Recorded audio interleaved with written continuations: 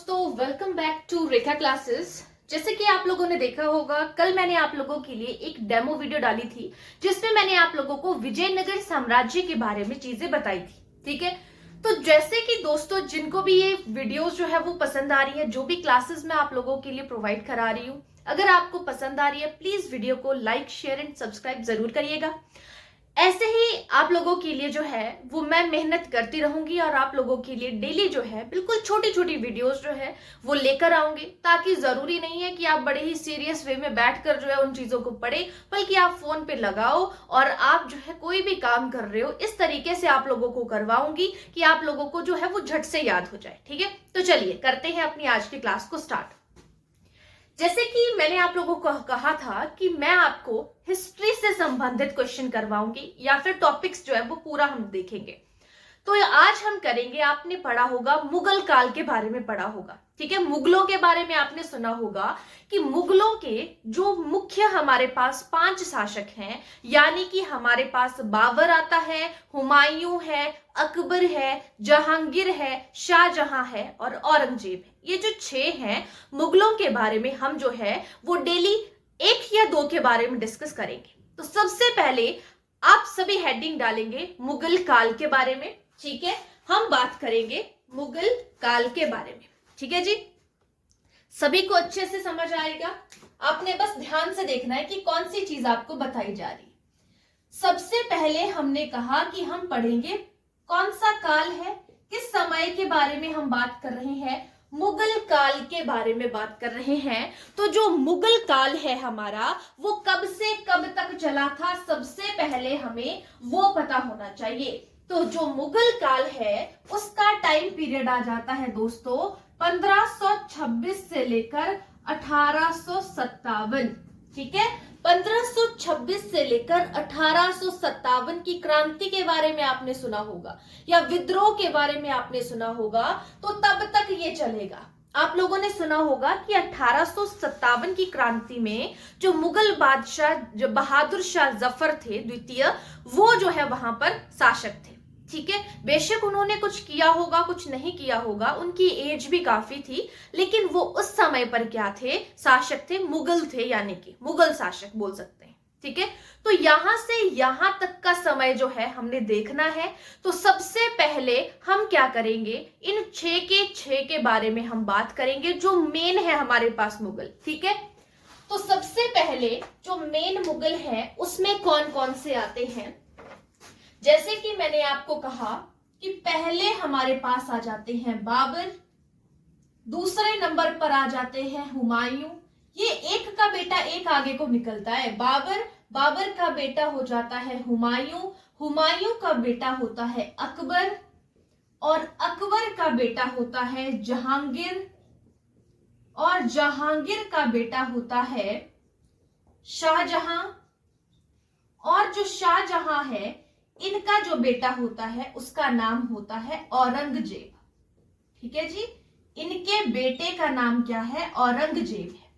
ये हमारे पास 6 मुगल हैं, जो मुख्य मेन मुगल हम जिनको मानते हैं। इन 6 का आपको क्या होना चाहिए, समय पता होना चाहिए, काल पता होना चाहिए कि कब से कब तक जो है इनका समय है। ठीक है जी, सबसे पहले आप देखेंगे कि आपने पढ़ा होगा इब्राहिम लोदी के बारे में सुना होगा। ठीक है, दिल्ली सल्तनत में 5 वंश आते हैं, उसमें लास्ट हमारा लोदी वंश है जिसमें आते हैं इब्राहिम लोदी। ठीक है, तो इब्राहिम लोदी और बाबर के बीच में युद्ध होता है, 1526 में वो एंड होता है। तो यहां से ही इसका जो समय है वो स्टार्ट होगा। ठीक है, तो बाबर कितने समय तक रहेंगे हमारे पास, 1526 से लेकर 1530 वर्ष तक रहेंगे, यानी कि 4 वर्ष तक जो है उन्होंने यहां पर शासन किया। ईस्वी में चलती हैं चीजें, ईसा पूर्व हम एंशिएंट में देखते हैं, मिडिवल हिस्ट्री मध्यकालीन भारत हम पढ़ रहे हैं, तो यहां पर ईस्वी में चलेंगी चीजें। फिर आ जाते हैं हुमायूं हमारे पास। देखिए, अगर मुगलों की ही बात करें तो हुमायूं कब आ जाएंगे, जैसे ही अब 30 स्टार्ट होगा तो 30 से 40 तक रहेंगे। इनके 2 हमारे पास जो है समय है यहाँ पे, एक तो 10 वर्षों तक रहेगा यहां पर 1530 से 1540, इसमें ये पहली बार राजा बनते हैं, शासक बनते हैं, मुगल शासक, ठीक है। दूसरा यहाँ पर 1556 में बनते हैं और 1557 में जो है वो हट जाते हैं। ये हुआ दूसरी बार इनका जो है जब ये शासक बने, ठीक है। तो 1555 से 56 लिखना, आपने 56 से मत करना, 55 से 56 करना, 1555 से 56 के बीच में, ठीक है। तो आप बोलोगे कि इसके बीच में कौन रहा? आपने नाम सुना होगा शेर शाह सूरी। तो शेर शाह सूरी के बारे में भी हम पढ़ेंगे, लेकिन हम मुगलों की बात कर रहे हैं तो हमने यहाँ पर सिर्फ मुगलों के ही नाम लिखे, ठीक है जी। तो यहाँ पर पहला बाबर 4 वर्षों तक रहता है। हुमायूं पहली बार शासक बनता है 1530 से 1540, 1555 में फिर से बनता है 1556 तक। यहाँ पर उसे भारत छोड़कर जाना पड़ता है और वो राणा वीरसाल के महल में अमरकोट में शरण लेता है। सब चीजें करेंगे हम। फिर उसके बाद आ जाते हैं जी अकबर। अब जैसे ही मृत्यु हो जाती है यहाँ पे हुमायूं की, फिर आएंगे हमारे पास अकबर, ठीक है। तो अकबर का जो समय है वो कब से कब तक चलेगा? 1556 से लेकर 1605 तक चलेगा। ध्यान रखना है किस किस का समय है। 55 आप देख रहे हो, 15 में आपके पास यहां तक, अकबर भी 15 तक चलेगा, फिर 1605 में आ जा तक रहेगा वो। फिर जैसे 16वीं आगे चलेगी, 1601, 2, 3 इस तरीके से काउंटिंग होती है। कई बार क्या होता है, क्यों ये चीज मैं आपको बता रही हूँ, बहुत से बच्चे होते हैं कंफ्यूज हो जाते हैं। लाइक अगर मैं कहूं कि जहांगीर का जो है या इनके टाइम पे युद्ध में कुछ कोई पूछ लूं आपसे कि कब हुआ है, तो वो कंफ्यूज इसलिए हो जाते हैं कि 1500 में हुआ है, 1600 में हुआ है, 1400 में हुआ है। तो वो चीज आपने ध्यान रखनी है कि 1526 से पहले दिल्ली सल्तनत थी, 1526 से लेकर आगे को मुगल आते हैं। यानी कि अब 1500 में आपको बताया मैंने बाबर, हुमायूं, अकबर, 1500 में रहेगा इनका समय, ठीक है। फिर उसके बाद अकबर से ही स्टार्ट हो जाता है जहांगीर, शाहजहां तक आपका 1600 में रहेगा और औरंगजेब लास्ट में आपके 1700 और में चलेगा, 1700 तक चलता है आपका औरंगजेब। तो इस तरीके से आपने सन याद रखने हैं कि 1500 में कौन कौन से शासक थे, 1600 में कौन कौन से हैं, 1700 में कौन कौन से। चलिए देखिए, अब बात करते हैं जहांगीर की। तो जो जहांगीर का समय है वो कब से कब तक आएगा? 1605 से लेकर 1627 तक चलेगा इनका समय। कब से कब तक? 1605 से लेकर 1627 तक रहेगा जहांगीर का समय। नेक्स्ट आते हैं आपके पास शाहजहां। तो ये भी 1627 हमारा एंड हो गया था ना यहाँ पे। तो नेक्स्ट कौन सा आ जाता है आपके पास? थोड़ा सा यहाँ पे 27 से एकदम जैसे ही इनकी मृत्यु हुई तो नेक्स्ट आपके पास आ जाते हैं जी शाहजहां, ठीक है।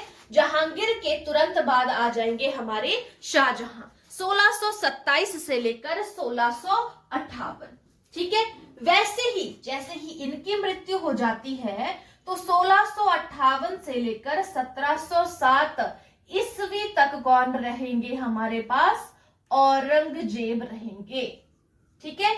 सभी के वास्तविक नाम आप सभी को पता होना चाहिए। ये सभी आंसर आप कमेंट सेक्शन में दोगे कि सभी के वास्तविक नाम। सभी का भी रहने दीजिए, आप मुझे बताओगे कि जो शाहजहां है इसका वास्तविक नाम क्या है। आप लोगों के लिए क्वेश्चन है, कमेंट सेक्शन में आपने बताना है कि इसका जो वास्तविक नाम है वो क्या है, शाहजहां का वास्तविक नाम, ठीक है। यहां तक सभी को क्लियर हो गया। बाबर से लेकर औरंगजेब हमने सभी का जो है क्या किया, यहाँ पर समय डिस्कस किया कि किसका समय कितना होगा, ठीक है। तो अब समय में तो कोई परेशानी नहीं आएगी। अब देखते हैं हम स्टार्टिंग से मुगलों के बारे में थोड़ा सा, जो हमें मेन पॉइंट पता होनी चाहिए। इनकी हमें क्या चीजें पता होनी चाहिए? सबसे पहले कि जो मुगल काल में मुगल हैं इनकी भाषा क्या थी। तो इनकी जो राजभाषा थी पहले तो वो पता होनी चाहिए। राजभाषा कौन सी थी? मुगल काल की फारसी थी। फारसी भाषा को बोलेंगे हम इनकी राजभाषा, ठीक है जी। दूसरी अगर हम बात करें जो मुगलों के बारे में, इनका वंश कौन सा था, ठीक है। इनका वंश कौन सा था? तो इनका वंश आ जाता है आपके पास चुगताई वंश होगा, ठीक है जी, इनके वंश का नाम है ये। ठीक है, आई बात समझ में? आपने वंश का याद रखना है कि किस वंश से संस्था मतलब कौन से क्या है। ठीक है, अब जो मुगल काल है इसका जो संस्थापक है आपको वो पता होना चाहिए। कई बार पूछ लिया जाता है कि मुगल काल का संस्थापक कौन है और मुगल काल का जो अंतिम शासक है वो कौन है ना? पहला और लास्ट पता होना चाहिए। तो जो संस्थापक है, संस्थापक कौन है? बाबर, जिन्होंने इसकी स्थापना की थी।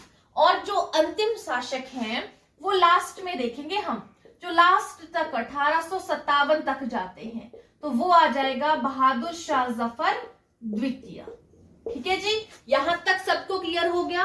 बहादुर शाह जफर द्वितीय क्या है? यहाँ पर अंतिम शासक हो जाएंगे। ठीक है जी, 1857 ईस्वी। मुगल वंश के प्रमुख शासकों को हम क्या कहेंगे? नाम कैसे याद रख सकते हो आप? नाम याद रखने के लिए एक ट्रिक आपने याद रखनी है, तो उसे हम क्या कहेंगे? भाजशाह कहेंगे। क्या कहेंगे उसे? भाजशाह कहेंगे, अगर आपको ट्रिक याद रखनी है। ब से बन गया आपका बाबर, ह से बन गया आपका हुमायूं, अ से बन गया आपका अकबर, ज से बन गया जहांगीर, स से बन गया शाहजहां और अ से बन गया औरंगजेब।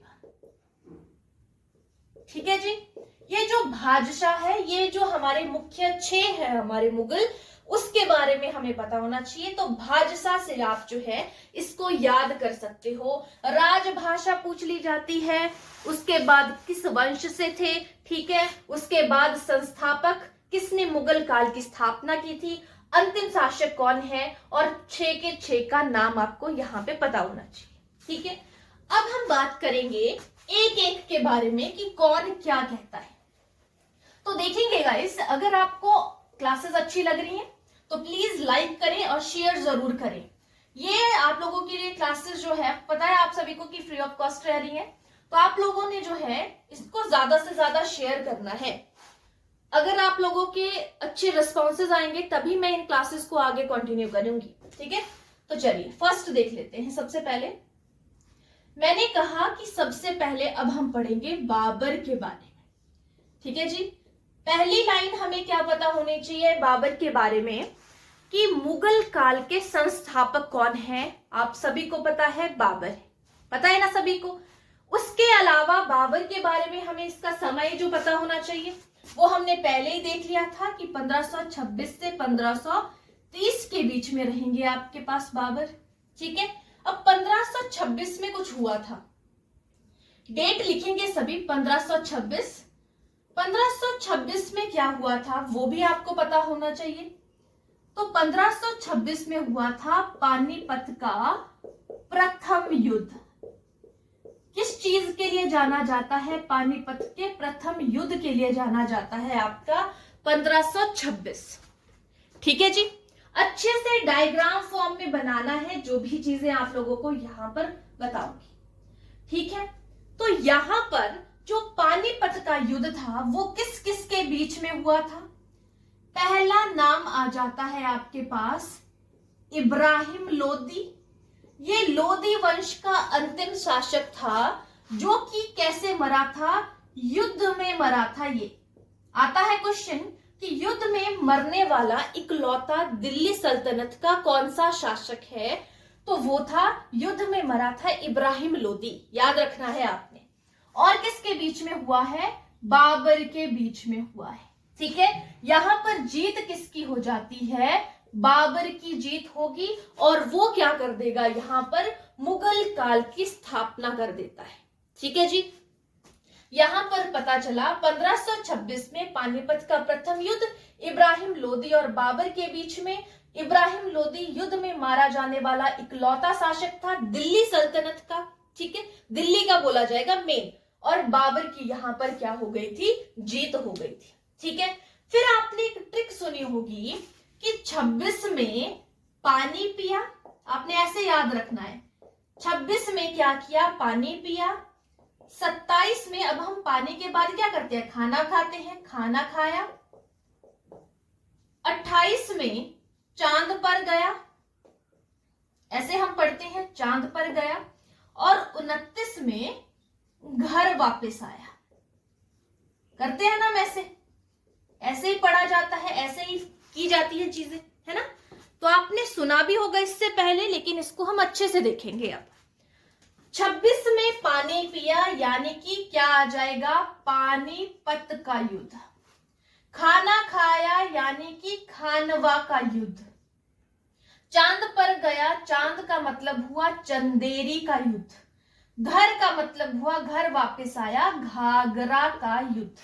ठीक है जी, आई बात समझ में।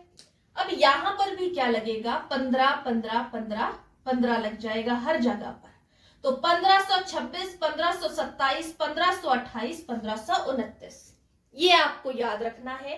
पहली बात कि 1526 में हुआ था पानीपत का प्रथम युद्ध, जो इब्राहिम लोदी और बाबर के बीच में हुआ। दूसरा हमने लिखा 1527 खान खाया, यानी कि खानवा का युद्ध। ये किस किस के बीच में हुआ था वो भी आपको पता होना चाहिए। तो यहां पर आपने याद रखना है बाबर और राणा सांगा के बीच में हुआ। ये जो डैश लगाया है ना, इसका मतलब हुआ कि इन दोनों के बीच में हुआ है। याद रखना है आपने, क्या लिखा मैंने यहां पर, खानवा यानी कि राणा सांगा के बीच में हुआ, जो हमने ये लिखा। ठीक है, नेक्स्ट मैंने कहा चांद पर गया, यानी कि चंदेरी का युद्ध। तो बाबर तो रहेगा ही, क्योंकि हम बाबर के बारे में ही पढ़ रहे हैं ना, तो बाबर रहेगा।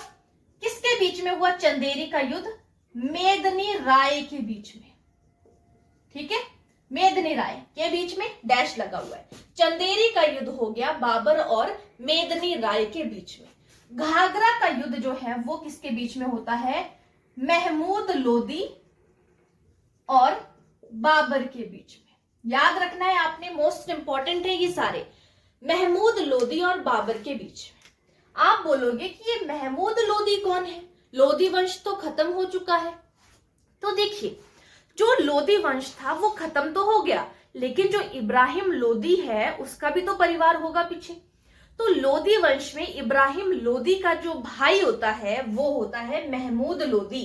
तो वो क्या करता है, घाघरा का युद्ध लड़ता है बाबर के साथ। यहां पे देखने वाली बात क्या है कि हर युद्ध में जो जीत है वो किसकी होती है, जीत हमेशा और हमेशा बाबर की ही होगी। चाहे वो पानीपत का प्रथम युद्ध होगा, चाहे वो खानवा का युद्ध होगा, चाहे वो चंदेरी का युद्ध होगा, चाहे वो कौन सा होगा, घाघरा का युद्ध होगा। ठीक है जी, हमने युद्धों के बारे में भी बात कर ली, यहां पर डेट्स भी आपने देख ली।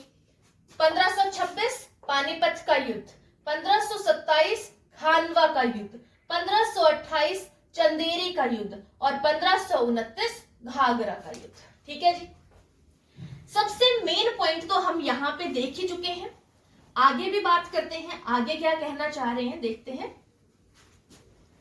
अब देखिए, बाबर ने अपने टाइम पे कुछ और भी तो किया होगा, ऐसा तो नहीं कि सिर्फ यही चीज की उन्होंने, कुछ और भी तो खासियत रही होगी बाबर की। युद्ध तो वो लड़ते थे, बहुत अच्छे से लड़ते थे, और जीत भी देखा आपने हर युद्ध में उन्हीं की हुई। ठीक है, अब जो हमारे पास बाबर ने क्या किया था, देखिए आपको मैंने एक भाषा करवाई, फारसी।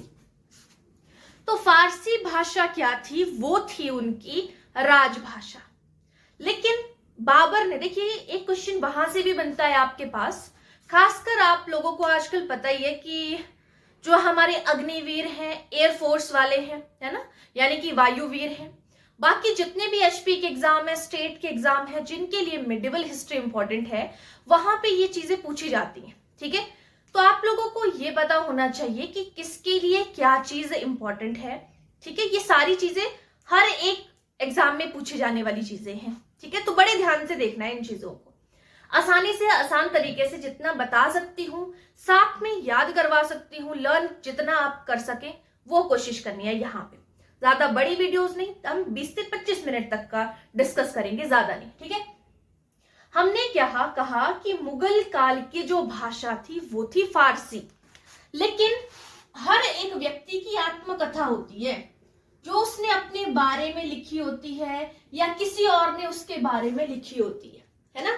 तो आपने सुना होगा एक आत्मकथा है, उसका नाम है तुजुक ए बाबरी। ये आत्मकथा किसकी है? बाबर की आत्मकथा है तुजुक ए बाबरी। लिखी किसने है ये? तो ये आत्मकथा खुद किसने लिखी है?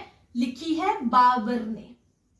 ठीक है, बाबर ने अपनी आत्मकथा अपने बारे में खुद लिखी है। और अगर पूछा जाए कि किस भाषा में लिखी है, तो दोस्तों भाषा हो जाएगी आपकी तुर्की। याद रखना है, आत्मकथा हो जाएगी तुजुक ए बाबरी, लिखी है स्वयं बाबर ने, और भाषा क्या हो जाएगी यहां पर? तुर्की भाषा हो जाएगी। ठीक है जी, बहुत अच्छे से हमें ये पॉइंट भी देख लिया, युद्ध भी हमने देख लिया।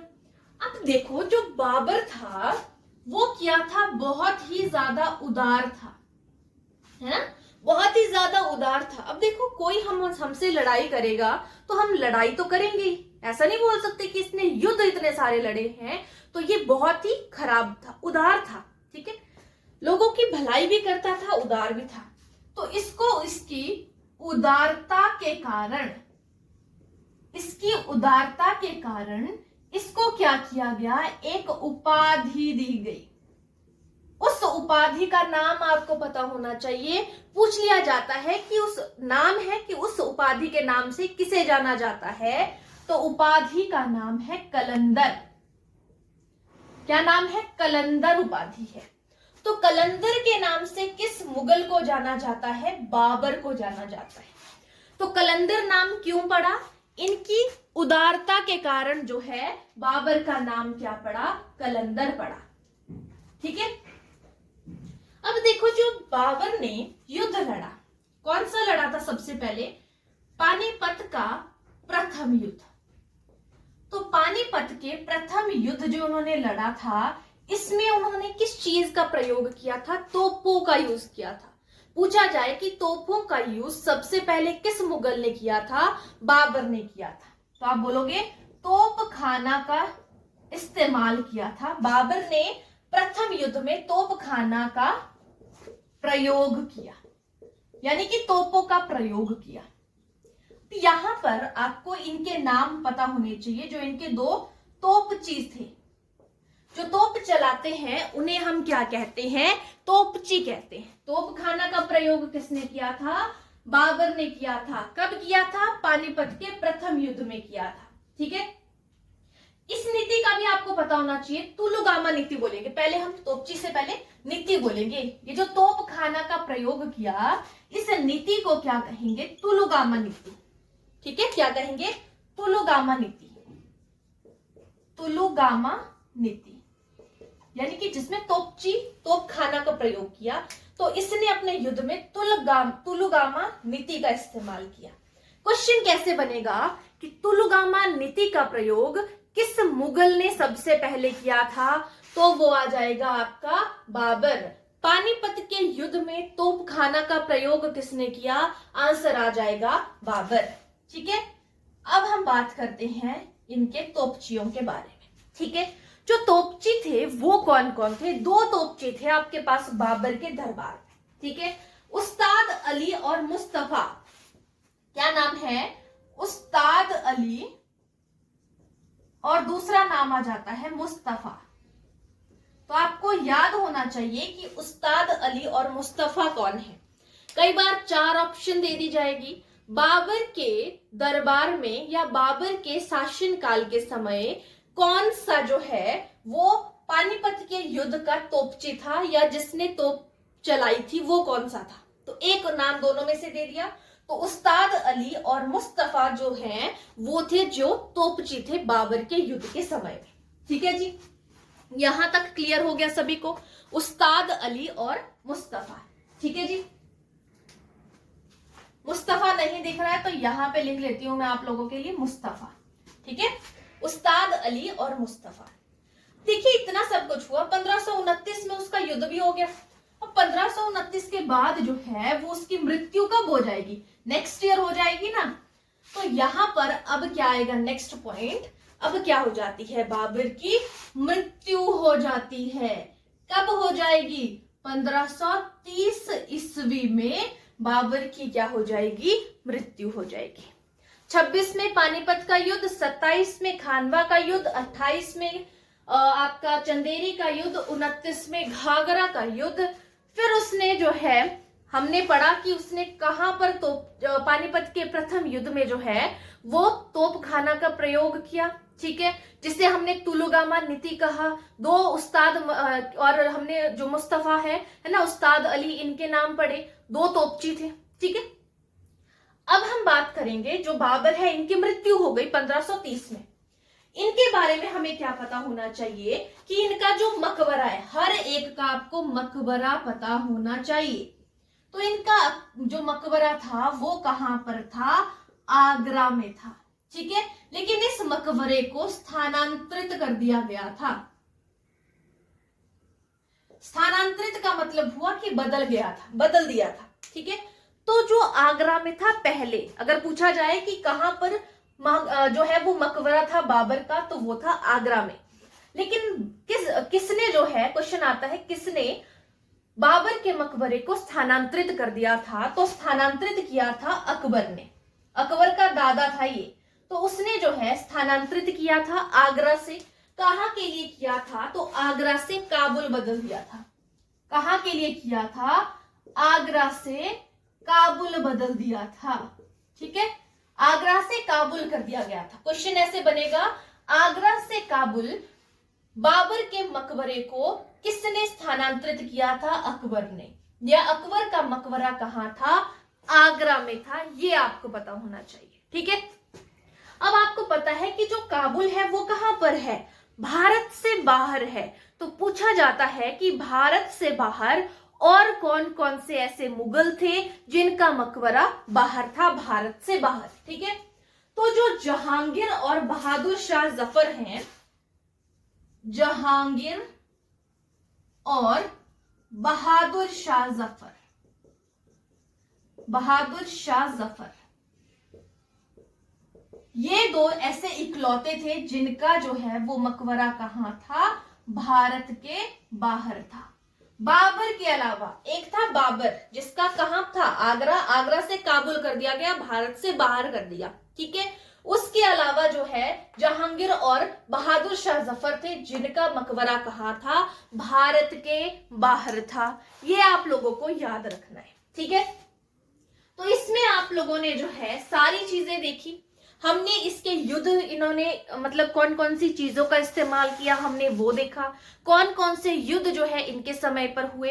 अगर आप लोगों को गाइस मेरी ये मेहनत पसंद आ रही है, अगर आप लोगों को मेरी वीडियो पसंद आ रही है, मेरे पढ़ाने का तरीका अच्छा लग रहा है कि आप लोग चीजें सीख पा रहे हो, लर्न कर पा रहे हो इजिली, तो आप लोगों ने जो है वो उतने ही ज्यादा लाइक्स करनी है सेंड मुझे वीडियो पे, ठीक है। और प्लीज वीडियो को शेयर जरूर करना है अपने जो भी फ्रेंड्स हैं जो आपके टेस्ट की प्रिपरेशन कर रहे हैं, Agniveer, air force, SSC, GD, HP के जितने एग्जाम हैं, सेंटर के जितने भी एग्जाम हैं, जिनके लिए मिडिवल हिस्ट्री जो है वो पूछा जाता है। और आप मुझे बताओगे कि नेक्स्ट वीडियो आप लोगों को जो है वो कौन से पार्ट के ऊपर चाहिए। जैसे मुगल हम खत्म कर लेंगे सारे, है ना, उसके बाद आपको किस के बारे में जो है वो नेक्स्ट वीडियो चाहिए। तो आप लोगों ने डेली जो है रेखा क्लासेस को सब्सक्राइब कर लेना है, ताकि आप लोगों को डेली की जो है यहाँ पे क्लासेस मिल सके। तो thank you guys and have a nice day.